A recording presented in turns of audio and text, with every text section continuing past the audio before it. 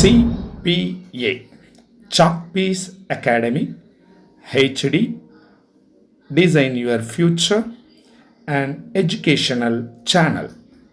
PGTRB பொருளியல் பாடத்திலிருந்து உங்களுக்காக 1000 வினா விடைகள்.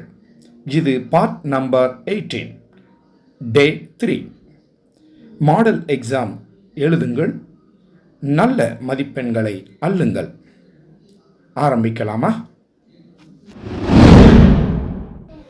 இதற்கு முன்னர் மொத்தம் 17 வீடியோக்கள் வெளிவந்துள்ளன. இது 18வது வீடியோவினுடைய டே 3க்கான வினாக்கள். பேப்பரை எடுத்துக்கோங்க, உங்கள் விடைகளை எழுத ஆரம்பிங்க. இந்த வீடியோவில் கேட்கக்கூடிய வினாக்களுக்கு உங்களால் எத்தனை விடைகள் எழுத முடியுன்றதை செக் பண்ணிக்கோங்க. இப்போ 871வது கேள்வி பார்க்குறோம். அந்நிய செலாவணி ஒழுங்குபடுத்தல் சட்டம் டேஷ் ஆண்டு இயற்றப்பட்டது. அந்நிய செலாவணி ஒழுங்குபடுத்தல் சட்டம் டேஷ் ஆண்டு இயற்றப்பட்டது. இதனுடைய ஆப்ஷன்ஸ் 1963, 1983, 1973, 1953.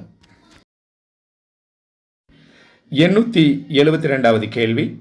இந்தியாவில் முதலில் டேஷ் என்னுமிடத்தில் நிலக்கரி சுரங்கம் ஆரம்பிக்கப்பட்டது. இந்தியாவில் முதலில் டேஷ் என்னுமிடத்தில் நிலக்கரி சுரங்கம் ஆரம்பிக்கப்பட்டது.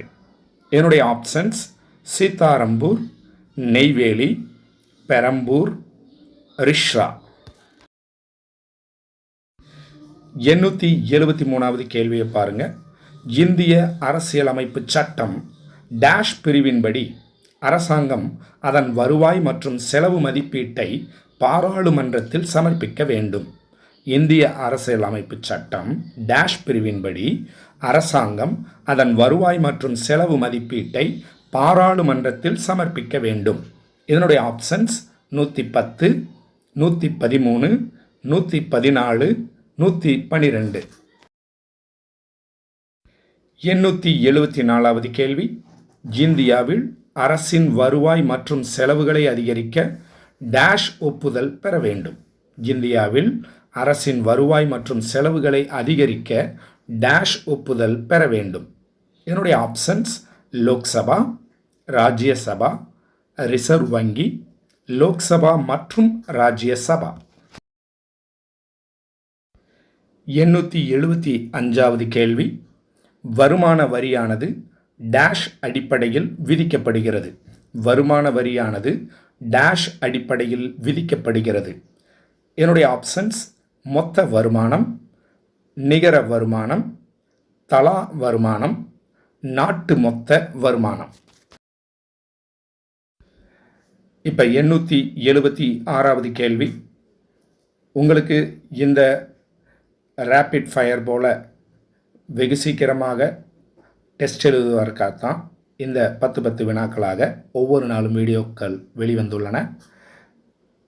உங்களுக்கு கிடைக்கக்கூடிய ஒரு 5 அல்லது 10 நிமிடங்களில் இதனுடைய பதில்களை எழுதி நமது வாட்ஸ்அப் சேனலான மாடல் எக்ஸாம் குரூப்பில் அனுப்பிடுங்க.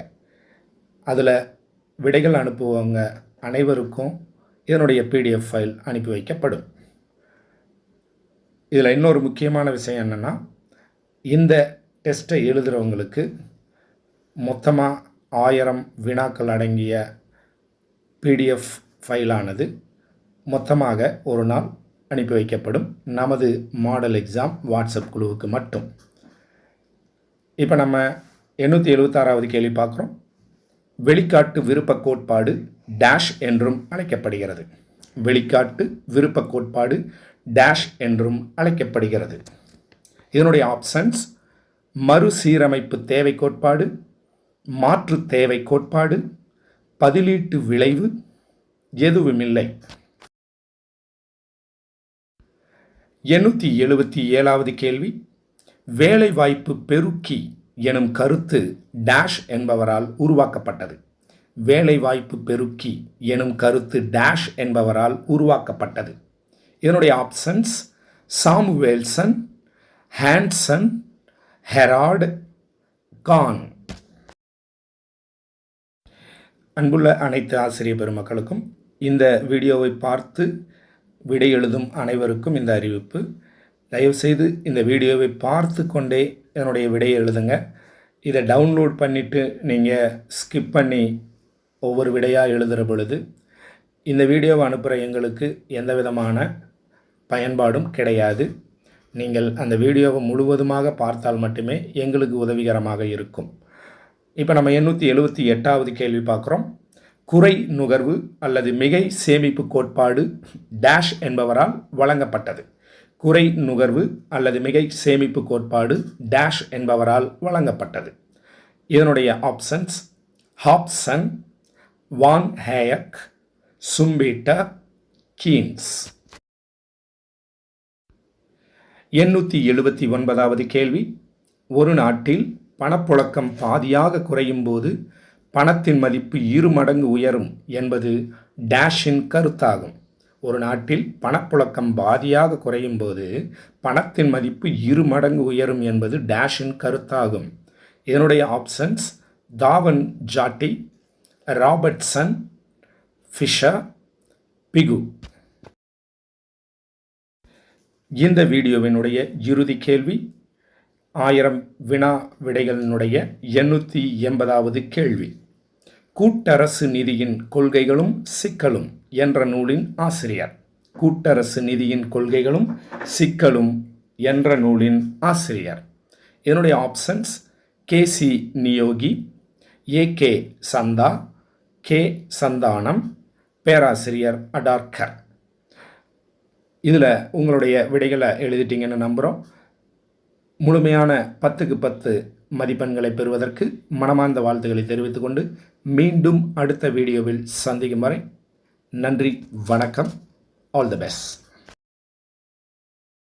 இந்த வீடியோ உங்களுக்கு பயனுள்ளதாக இருந்ததென்றால் இதை ஷேர் பண்ணுங்கள், லைக் பண்ணுங்கள், கமெண்ட் பண்ணுங்கள், சப்ஸ்கிரைபும் பண்ணுங்கள். உங்களுக்கு தேவையான வீடியோக்களை நாங்கள் அனுப்பிய வண்ணம் இருப்போம். அத்தனை வீடியோக்களையும் பார்த்து உங்கள் ஆசிரிய கனவை நனவாக்கிக் கொள்ளுங்கள். மீண்டும் அடுத்த வீடியோவில் சந்திப்போம்.